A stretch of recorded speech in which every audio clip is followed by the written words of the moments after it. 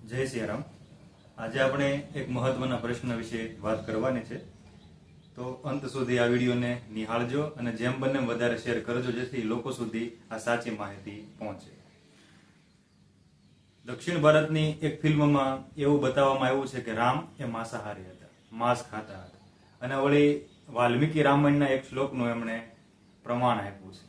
તો ઘણા લોકો વાલ્મીકી રામાયણના અયોધ્યાકાંડના આ શ્લોકનું પ્રમાણ આપીને એવું સાબિત કરવા માંગે છે કે રામ એ માંસાહારી હતા। તો મારે એટલું જ કહેવું છે કે આ શ્લોકનું સાવ તદ્દન ખોટું અર્થઘટન કરવામાં આવ્યું છે।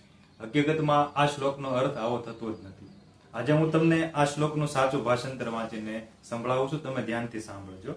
મારી પાસે તમે જોઈ શકો છો કે વાલ્મીકી રામાયણ છે, સંસ્કૃતમાં છે અને ગીતા પ્રેસનું છે। તો આમાંથી જ હું તમને વાંચીને સંભળાવું કે આ શ્લોકનું સાચું અર્થઘટન ભાષાંતર શું થાય। તો વાલ્મીકી રામાયણનો અયોધ્યાકાંડનો 52મો સર્ગ, 52મા સર્ગનો 102 નંબરનો શ્લોકનું ભાષાંતર હું તમને વાંચીને સંભળાવું છું। ઘણા લોકો આ શ્લોકનું ભાષાંતર એવું કરે છે કે રામ અને લક્ષ્મણને ભૂખ લાગી એટલે એમણે મોટા 4 હરણનો હત્યા કરી અને પછી એના માંસનું ભક્ષણ કર્યું, આવી રીતનું એ ભાષાંતર રજૂ કરે છે। હકીકતમાં આવું ભાષાંતર છે નહીં, હું તમને વાંચીને સંભળાવું છું।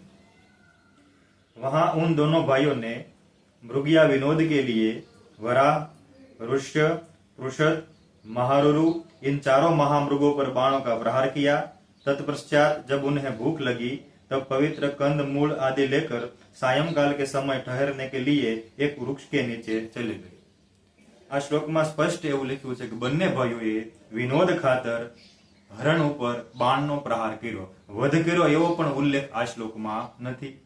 સંધ્યાનો સમય થયો એટલે ભૂખ લાગી, કંદ મૂળ ફળ ફૂલ લઈને એક વૃક્ષ નીચે ગયા, ત્યાં જઈને એમના ફળનો આહાર કર્યો। સ્પષ્ટ અહીંયા વનસ્પતિમ એવું લખ્યું છે, ક્યાંય માંસનો ઉલ્લેખ છે નહીં।